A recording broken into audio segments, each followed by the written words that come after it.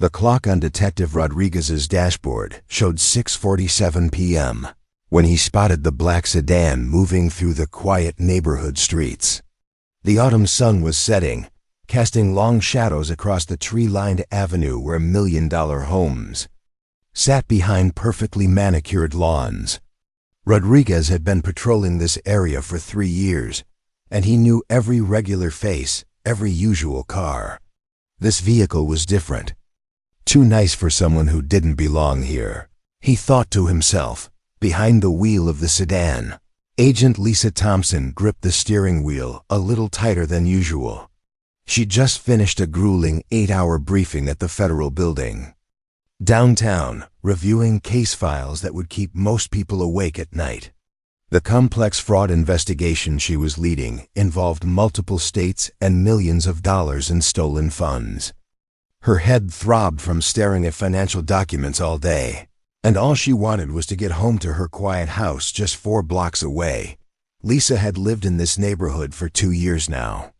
She'd saved every penny from her FBI salary to afford the modest 3-bedroom house on Maple Street. It wasn't the biggest home on the block, but it was hers. She loved the quiet evenings, the friendly neighbors who waved when she jogged past, and the sense of safety that came with living in such a peaceful area. Detective Rodriguez flipped on his lights without really thinking about his reasoning.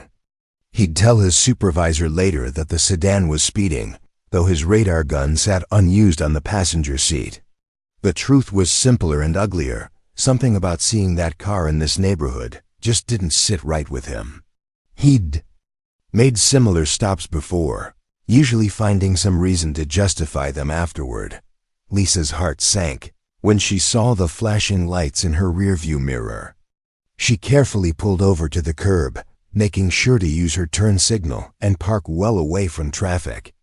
Years of training had taught her to stay calm under pressure, but this felt different. This felt personal, though she couldn't quite put her finger on why. She turned off the engine, placed her hands clearly on the steering wheel, and waited. Through her side mirror, she watched the officer approach. He was a big man, maybe 40 years old, with the kind of swagger that suggested he enjoyed the authority his badge provided. Something about his body language made Lisa's FBI instincts kick in. This wasn't going to be a routine traffic stop. Rodriguez knocked hard on the driver's window, much harder than necessary. When Lisa rolled it down, he didn't bother with the usual polite greeting that most officers use during traffic stops. Instead, he leaned down and stared at her with unconcealed suspicion. "License and registration," he barked, his voice carrying an edge that made Lisa straighten in her seat. "Of course, officer," Lisa replied calmly, keeping her voice steady and professional. "May I ask why you stopped me?" Rodriguez's jaw tightened. He didn't like being questioned, especially not by someone who clearly didn't understand her place. "You were speeding," he said flatly, though they both knew the street was clearly marked with speed limit signs that she hadn't exceeded. Lisa reached slowly toward her purse on the passenger seat, making sure to announce her movements. "I'm reaching for my license now," she said clearly. But Rodriguez stepped back from the car, his hand moving instinctively toward his belt. "Step out of the vehicle," he commanded, his voice now carrying a threatening tone that made several passersby stop and look. Lisa felt her pulse quicken. In all her years as a federal agent, she'd been in dangerous situations before, but this felt different. This felt wrong.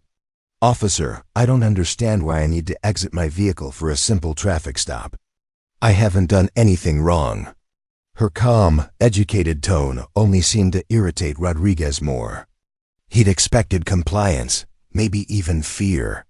Instead, this woman was speaking to him like an equal, like someone who knew her rights. That bothered him more than he cared to admit. "I said get out of the car," Rodriguez repeated, his voice rising loud enough that neighbors in nearby houses began to notice the commotion. "Don't make me ask again." Lisa looked around and noticed that people were starting to gather.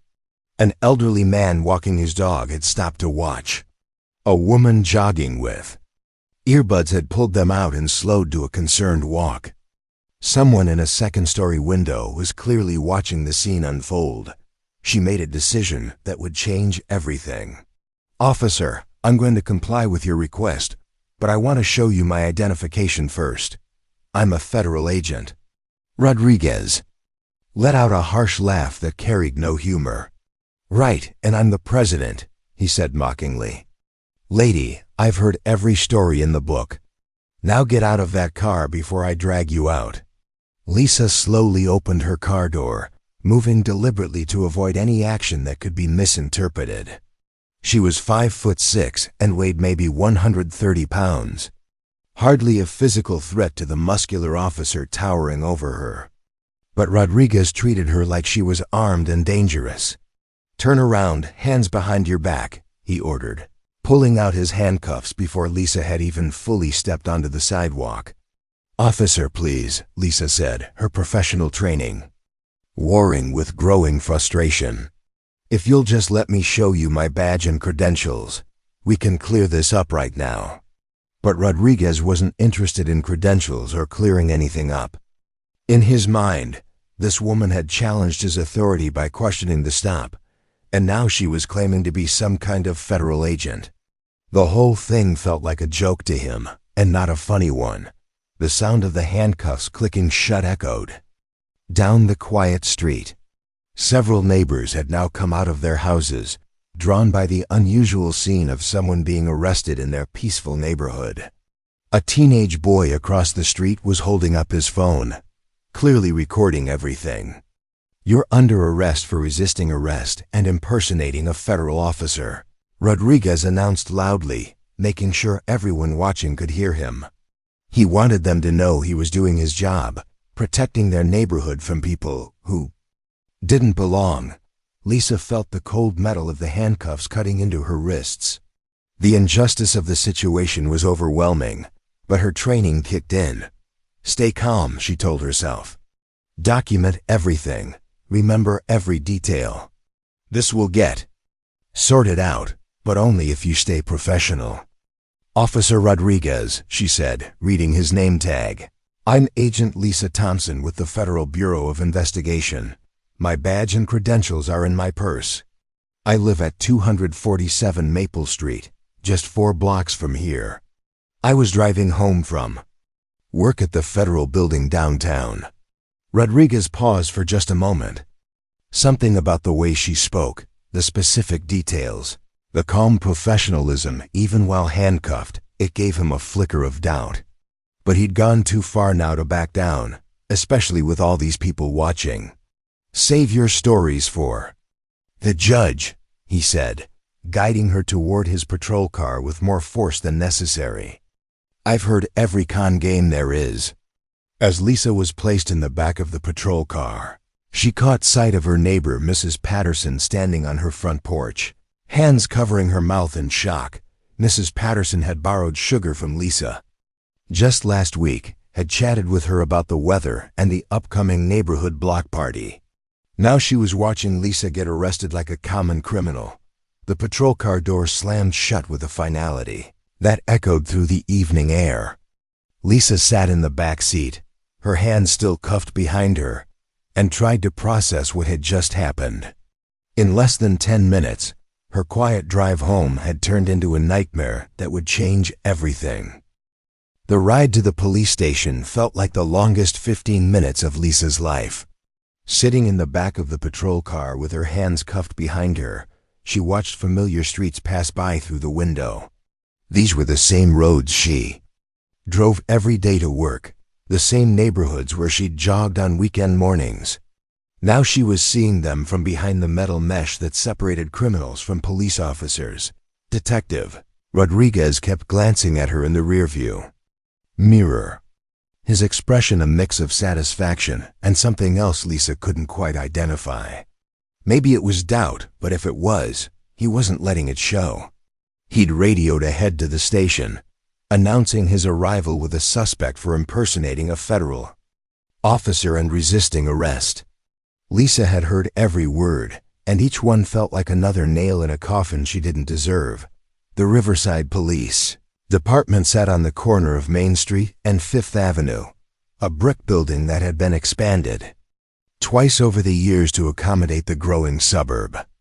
Lisa had driven past it hundreds of times, never imagining she'd one day be brought there in handcuffs. The irony wasn't lost on her that just 6 months ago, she'd attended a community meeting in this very building, discussing neighborhood safety. With these same officers, Rodriguez pulled into the parking area behind the station, away from the main street where fewer people might see them. But even here, there were witnesses. A maintenance worker emptying trash cans stopped to stare. 2 officers heading to their patrol cars paused their conversation to watch the unusual sight of Detective Rodriguez bringing in what appeared to be a well-dressed professional woman. "Come on," Rodriguez said as he opened the car door, his tone suggesting he was dealing with a routine criminal rather than someone who'd been pulled over for allegedly speeding. "Let's get this over with."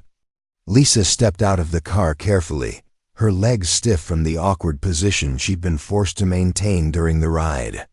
The handcuffs had cut off circulation to her fingers, leaving them tingling and numb. She tried to maintain her dignity, walking with her head up despite the humiliating circumstances. Inside the station, the booking area buzzed with its usual evening activity. Officers processed paperwork, answered phones, and dealt with the typical mix of domestic disputes and minor crimes that kept a suburban police department busy. The conversations died down as Rodriguez led Lisa through the main area, her professional appearance clearly at odds with her status as a suspect. Sergeant Williams sat behind the main desk, a 20-year veteran who'd seen just about everything the job could throw at him. He looked up from his computer screen as Rodriguez approached, and Lisa caught something in his expression that gave her the first hope she'd felt since this nightmare began. Unlike Rodriguez, Sergeant Williams seemed to be actually looking at her, really seeing her, rather than just seeing what he expected to see. "What do we have here, Rodriguez?" Williams asked, his tone neutral but his eyes sharp as they took in the scene before him. Impersonating a federal officer and resisting arrest, Rodriguez announced proudly, as if he'd just brought in a major criminal. Pulled her over for speeding, and she immediately started spinning this story about being FBI. Got aggressive when I asked her to step out of the vehicle. Lisa felt her face burn with frustration. Every word Rodriguez spoke was either a lie or a gross distortion of what had actually happened. But she'd been trained to pick her battles, and she knew that protesting now would only make things worse. Instead, she spoke directly to Sergeant Williams, her voice calm and clear despite her circumstances. "Sergeant Williams," she said, reading his name tag. "I'm Agent Lisa Thompson with the FBI. My badge and credentials are in my purse, which Detective Rodriguez confiscated from my vehicle. I was driving home from work when I was stopped without cause. I never resisted arrest, and I'm not impersonating anyone. I am a federal agent." Williams studied her face carefully. Something about her demeanor, her way of speaking, the confidence in her voice despite being handcuffed, it all seemed familiar. He'd worked with federal agents before on joint task forces, and this woman had the same professional bearing he'd come to recognize in legitimate law enforcement. Rodriguez shifted uncomfortably under Williams' scrutiny. "Sarge, don't let her fool you. I've heard every story in the book. She's probably some kind of con artist trying to work the system." But Williams was already reaching for the phone. "Rodriguez, get her purse. Let's see what kind of identification she's carrying." 5 minutes later, Williams was staring at Lisa's FBI credentials, her federal identification card, and her concealed carry permit issued by the Department of Justice. The badge was real, the ID was legitimate, and the holographic security features were exactly what they should be. More importantly, the photograph matched the woman standing in front of him, and the badge number came back clean when he ran it through the federal database. The silence in the booking area was deafening. Rodriguez stood frozen, his face cycling through disbelief, anger, and the dawning realization that he'd made a catastrophic mistake. Other officers had gathered around, drawn by the unusual situation of a federal agent being brought in as a suspect. "Jesus Christ, Rodriguez," Williams said quietly, but his voice carried to every corner of the room. "Do you have any idea what you've done?" Lisa felt a mixture of vindication and sadness as she watched the truth sink in around the room. She wasn't angry at Sergeant Williams or the other officers who were now looking at Rodriguez with a combination of shock and disgust. They were just doing their jobs, trying to sort out a mess that Rodriguez had created. But Rodriguez himself was another story entirely. "I want these handcuffs removed immediately," Lisa said, her voice carrying the authority of someone who was used to being in charge. "And I want to call my supervisor at the bureau. This incident needs to be reported through proper channels." Williams personally removed the handcuffs, his hands gentle as he worked to undo the damage his colleague had caused. "Agent Thompson, I am deeply sorry about this situation. Detective Rodriguez acted completely inappropriately, and I assure you this will be investigated thoroughly." As the handcuffs came off, Lisa rubbed her wrists where the metal had left red marks. The physical pain was nothing compared to the emotional trauma of being treated like a criminal in her own community. She thought about Mrs. Patterson and the other neighbors who had watched her arrest, about the teenager who had recorded the whole thing on his phone, about how this would look to anyone who didn't know the full story. Rodriguez finally found his voice, but instead of apologizing, he went on the defensive. "How was I supposed to know? She should have identified herself immediately. She was acting suspicious, driving through that neighborhood in an expensive car." The room fell silent again, but this time the silence was heavy with the weight of what Rodriguez had just revealed. He'd stopped Lisa not because she was speeding, not because she'd committed any crime, but because he'd decided she didn't belong in a nice neighborhood. The racism that had motivated the stop was now out in the open for everyone to hear. Lisa looked Rodriguez directly in the eyes, her voice steady and professional despite the anger she felt inside. "Detective Rodriguez, I live in that neighborhood. I've lived there for 2 years. I pay taxes, I vote, and I have every right to drive down those streets. The only thing suspicious here is your decision to stop me without cause and then arrest me when I tried to identify myself as a federal officer." The booking area had gone completely quiet. Even the phones seemed to have stopped ringing. Every officer in the room was processing what they'd just witnessed, not just a case of mistaken identity, but a clear example of racial profiling that had escalated into a federal incident. Williams was already reaching for his phone to call the chief of police. This was going to be a long night, and by morning, everyone in the department would know about the detective who had arrested an FBI agent for the crime of driving while black in a nice neighborhood. The notification alert on Agent Kevin Park's phone buzzed for the 3rd time in 10 minutes. He glanced at the screen from his desk at the FBI field office, expecting to see a work-related message or maybe something from his wife about dinner plans. Instead, he saw Lisa's name with a message timestamp from 2 hours ago that simply read, "Running late. Call you tomorrow about the Henderson case." Kevin frowned. Lisa was never the type to send cryptic messages, and she'd never missed their end-of-day check-in without a detailed explanation. They'd been partners for 3 years, and he knew her habits better than anyone. She was precise, punctual, and always kept him informed of her whereabouts, especially when they were working active cases together. He tried calling her cell phone. It went straight to voicemail. He tried again 5 minutes later. Same result. By the 3rd attempt, Kevin was genuinely worried. Lisa's phone was never off, and she always answered his calls, even if it was just to tell him she'd call back later. Across town, the video was already starting to spread. Tyler Morrison, the 17-year-old who had recorded the arrest from his bedroom window, had uploaded the footage to social media within an hour of watching Lisa get handcuffed. The caption read, Cop just arrested my neighbor for no reason. This lady lives on our street, and she's super nice. Something's not right about this. The video quality wasn't perfect, but it clearly showed Detective Rodriguez forcing Lisa from her car, handcuffing her, and placing her in the patrol vehicle while she remained calm and cooperative throughout the entire encounter.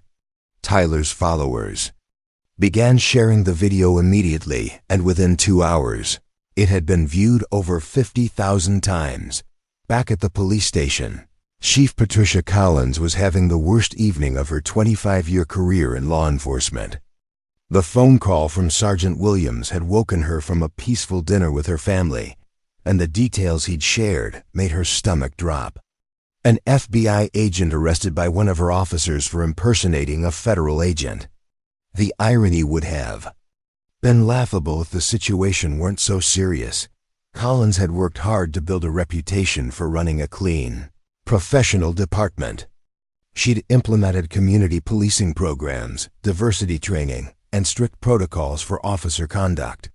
But now all of that progress felt threatened by the actions of one officer, who had apparently learned nothing from years of training and policy updates.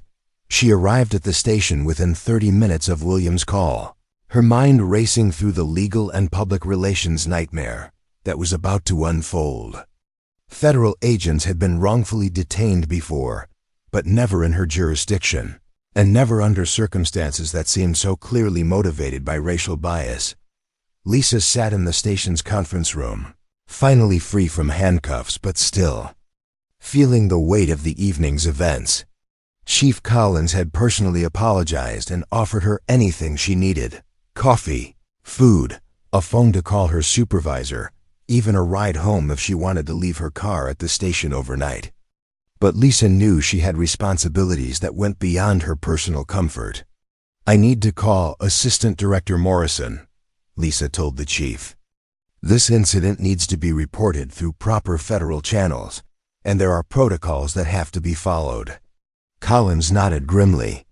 She'd worked with federal agencies before and knew that this situation would trigger multiple investigations. Internal Affairs would launch their own inquiry.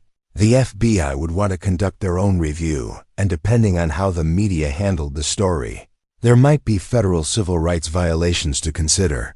Assistant Director Janet Morrison was at her daughter's soccer game when her phone rang with Lisa's number. She almost let it go to voicemail, thinking it was a work question that could wait until Monday morning.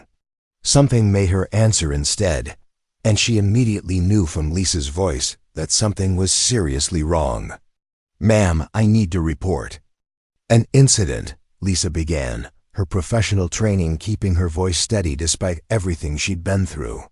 "I was unlawfully detained and arrested by a local police officer who refused to acknowledge my federal credentials." Morrison stepped away from the soccer field, her mind immediately shifting into crisis management mode. She'd been Lisa's supervisor for 2 years and knew her to be one of the most level-headed agents in the bureau. If Lisa was calling to report something like this, it was serious. Within an hour, Morrison was at the police station, her presence adding another layer of federal oversight to an already complicated situation.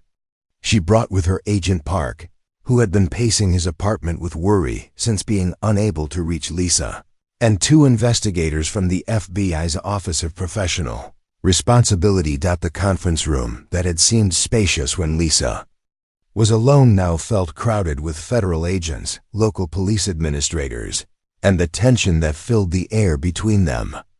Chief Collins had Rodriguez's written report in front of her, but after hearing Lisa's account and reviewing the evidence, it was clear that the report bore little resemblance to what had actually happened. Rodriguez himself sat in another room, down the hall, finally beginning to understand the magnitude of his mistake. The union representative sitting beside him had already explained that this wasn't going to be a simple disciplinary action. This was a federal incident involving civil rights violations, and his career in law enforcement was likely over. Meanwhile, Tyler's video continued to gain traction online.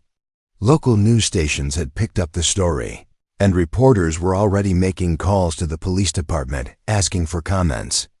The hashtag Justice for Agent had started trending in the local social media community, with people sharing their own stories of police encounters and demanding accountability. Detective Kim Walsh, who had worked with Rodriguez for 5 years, sat at her desk reviewing old case files with new eyes. Morrison's investigators had asked all officers to provide information about any previous incidents involving Rodriguez that might show a pattern of behavior. Walsh remembered at least 3 traffic stops over the past year where Rodriguez had seemed to target drivers who were minorities and upscale neighborhoods. There was the college professor pulled over for erratic driving who turned out to be rushing to the hospital to see his sick mother. The business owner stopped for a broken taillight that wasn't actually broken. The nurse detained for suspicious behavior while she was coming home from a late shift at the hospital. Walsh had thought these were isolated incidents, maybe overzealous policing, but now she was seeing a disturbing pattern. Agent Park sat beside Lisa in the conference room, quietly furious about what his partner had endured. He'd seen her handle dangerous criminals, navigate complex federal investigations, and maintain her professionalism under extreme pressure. The idea that she'd been treated like a criminal by someone who was supposed to serve and protect made him question everything he thought he knew about police-community relations. "Lisa," he said quietly during a break in the formal interviews, "I'm sorry this happened to you. And I'm sorry I wasn't there when you needed backup." Lisa managed a tired smile. "Kevin, you couldn't have known. But this isn't just about me anymore. If Rodriguez did this to a federal agent, how many other people has he treated this way? How many people without badges and federal protection have suffered through something similar?" The investigation was just beginning, but already the ripple effects were spreading far beyond the 4 walls of the Riverside Police Department. Federal prosecutors were reviewing the case for potential civil rights charges. The police department's Internal Affairs Division was pulling Rodriguez's entire service record. And somewhere in the community, other victims of similar treatment were starting to come forward with their own stories. By midnight, Lisa was finally free to go home. Chief Collins personally returned her weapon and credentials, apologizing again for the actions of her officer. But as Lisa drove the same route home that had started this nightmare just 6 hours earlier, she knew that nothing would ever be quite the same again. The investigation that would change everything was already in motion, and Detective Rodriguez was about to learn that some mistakes carry consequences that last far longer than a single evening. The morning sun cast long shadows across the parking lot of Channel 7 News as reporter Jennifer Hayes checked her notes one final time. The story had broken at 6 a.m., just in time for the morning broadcast, and the phones hadn't stopped ringing since. FBI agent wrongfully arrested by local police was the kind of story that grabbed viewers' attention and refused to let go. Inside the Riverside Police Department, Chief Collins sat in her office staring at 3 computer screens simultaneously. One showed the local news coverage, another displayed the growing social media response, and the third contained the preliminary internal affairs report that made her stomach turn. In less than 12 hours, her department had gone from relative obscurity to being the center of a national conversation about police accountability. The body camera footage told a story that was drastically different from Rodriguez's written report. Collins watched the video for the 4th time, wincing at each moment where her officer's behavior became more unprofessional and aggressive. The audio was particularly damning, capturing Rodriguez's dismissive comments and his refusal to even look at Lisa's credentials when she tried to show them. Detective Rodriguez sat across town in his kitchen, staring at his laptop screen in disbelief. The video Tyler had posted now had over 2 million views, and the comment section was filled with thousands of people calling for his termination, his arrest, and worse. His wife had taken their children to her mother's house after reporters started gathering outside their home at dawn. The union representative had called twice already, explaining that while the union would provide legal support, Rodriguez was facing federal charges that went far beyond typical employment disputes. Civil rights violations carried serious penalties, including potential prison time and the permanent loss of his law enforcement certification. At the FBI field office, Assistant Director Morrison was coordinating with multiple agencies to ensure the investigation proceeded properly. The Office of Inspector General had assigned their best civil rights investigators to the case. The Department of Justice's Civil Rights Division was reviewing the incident for potential federal prosecution, and the local U.S. Attorney's Office was already drafting preliminary charges. Lisa arrived at work that morning to find her desk covered with flowers, cards, and messages of support from colleagues throughout the bureau. Agent Park had coordinated the gesture, but the response had exceeded everyone's expectations. Agents from other field offices, analysts from headquarters, and even retired agents had sent expressions of solidarity and support. "How are you holding up?" asked Agent Catherine Wells, a veteran investigator who had worked civil rights cases for 15 years. She'd seen the psychological toll these incidents could take on victims, even those with law enforcement training. Lisa managed a small smile. "I keep thinking about all the people who've gone through something similar, but didn't have a badge to protect them. What happens to them? Who speaks up for the teacher, the nurse, the college student who gets pulled over for the same reason?" "I did." Her words proved prophetic. By noon, the police department's tip line was flooded with calls from citizens reporting similar encounters with Rodriguez.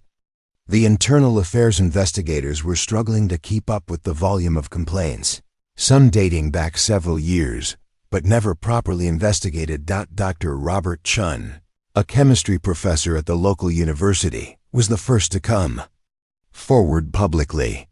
He'd been pulled over by Rodriguez 8 months earlier while driving through the same neighborhood where Lisa lived. Rodriguez had claimed Dr. Chen was driving suspiciously and had detained him for over an hour, searching his car and questioning his presence in the area. Dr. Chun had filed a complaint at the time, but it had been dismissed as a misunderstanding.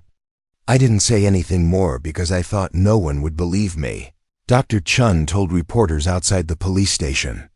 "But when I saw what happened to that FBI agent, I realized this officer has a pattern. How many others are afraid to speak up?" The answer came quickly. Maria Santos, a registered nurse at City General Hospital, had been stopped by Rodriguez just 3 months earlier.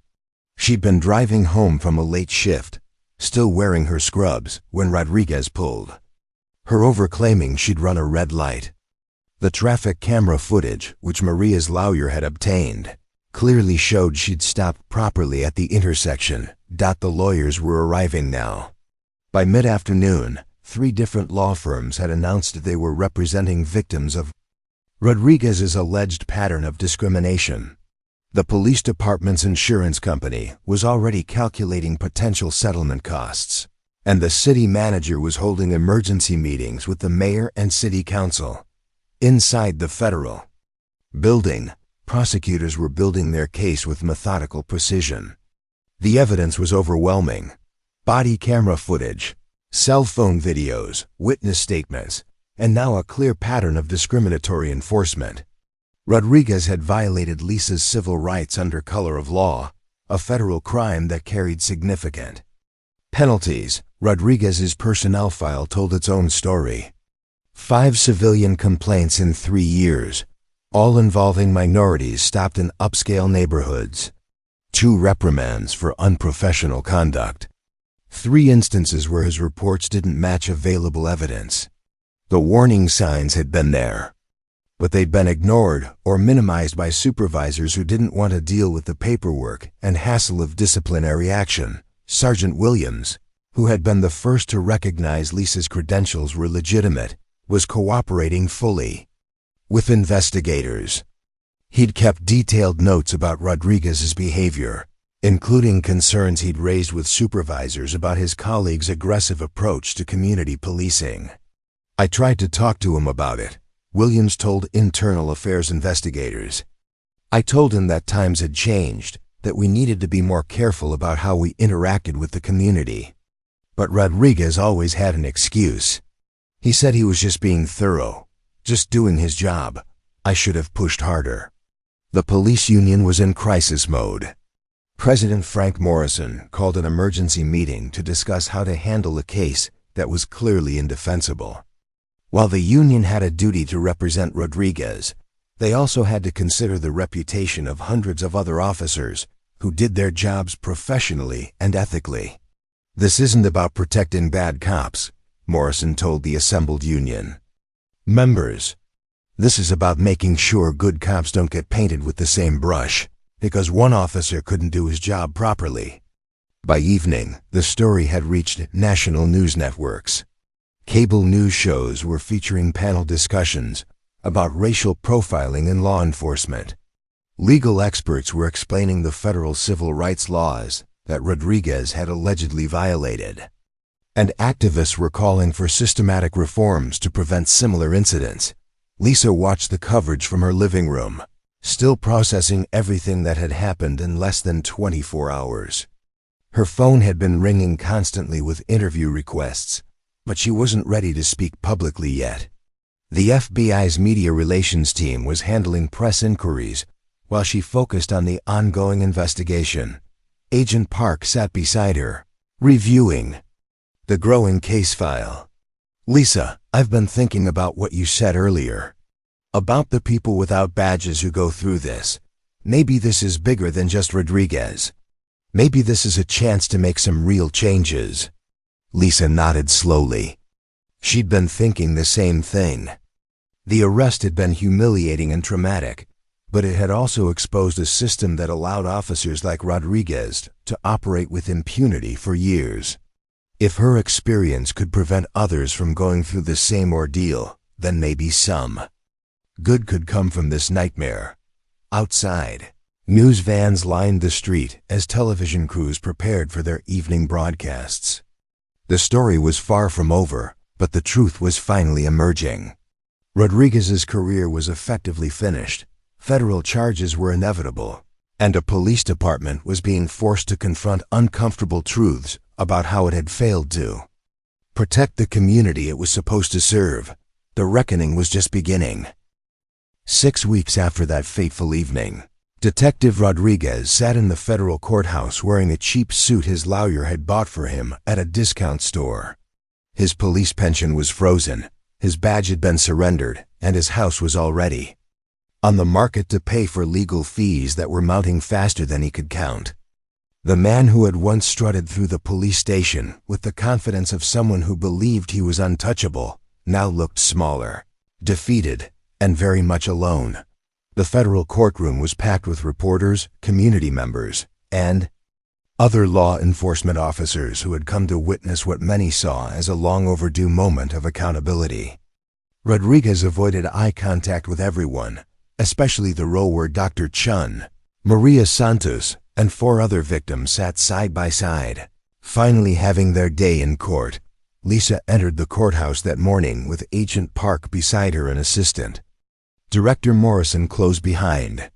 She'd spent the past 6 weeks becoming the face of a movement she never wanted to lead, but had embraced with the same professionalism she brought to everything else in her life.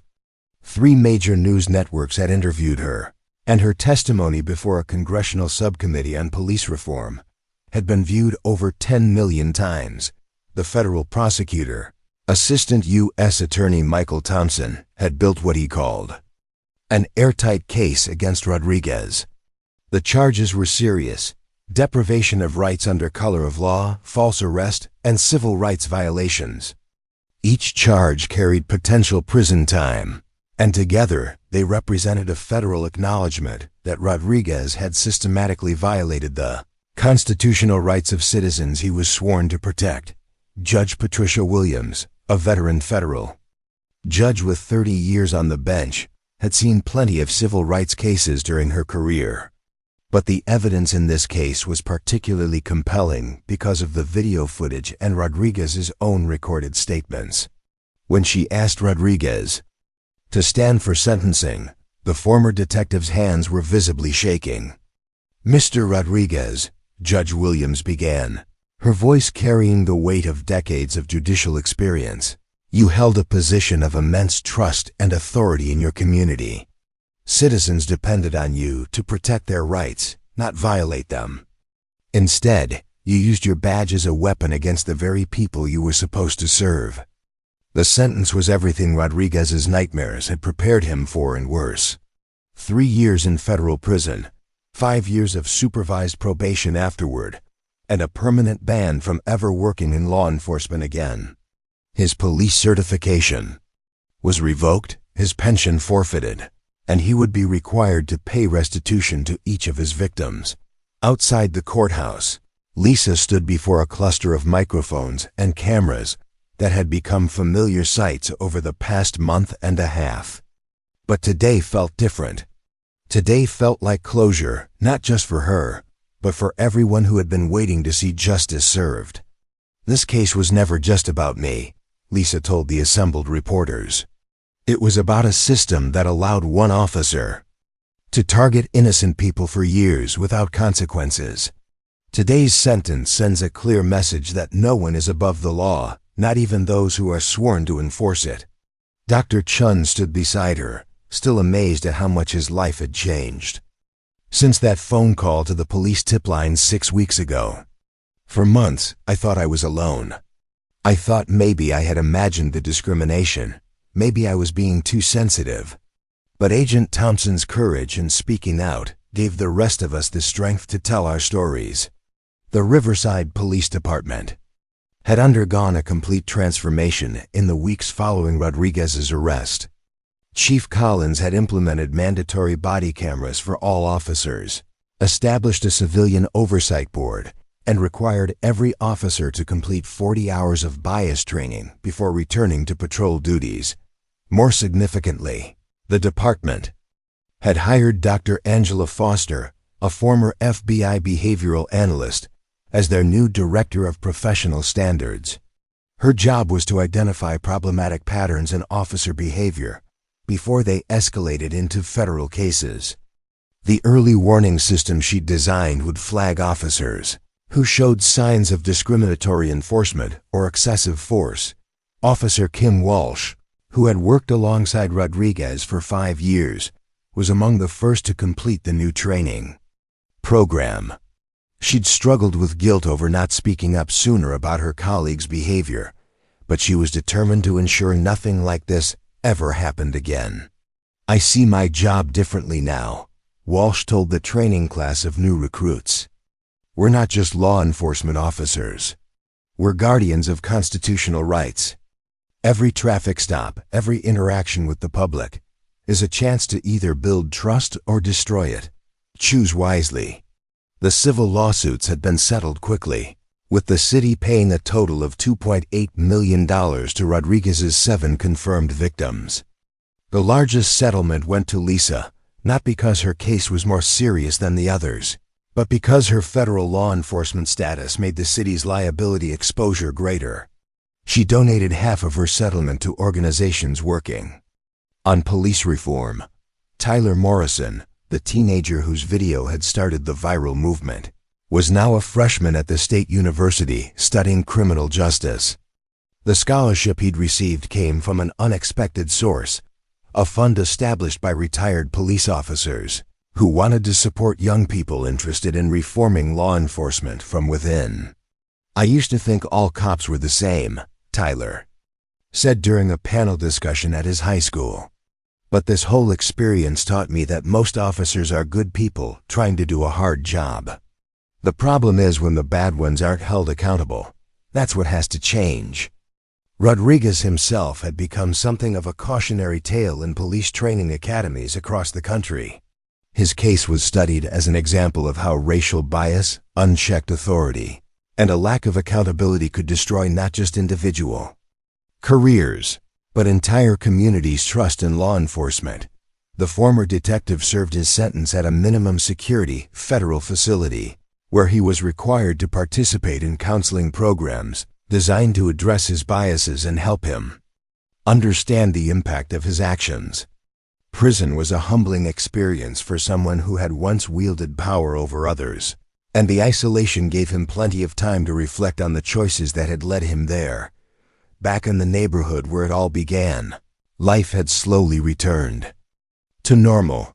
Mrs. Patterson, Lisa's neighbor, still waved when she saw the FBI agent jogging past in the mornings.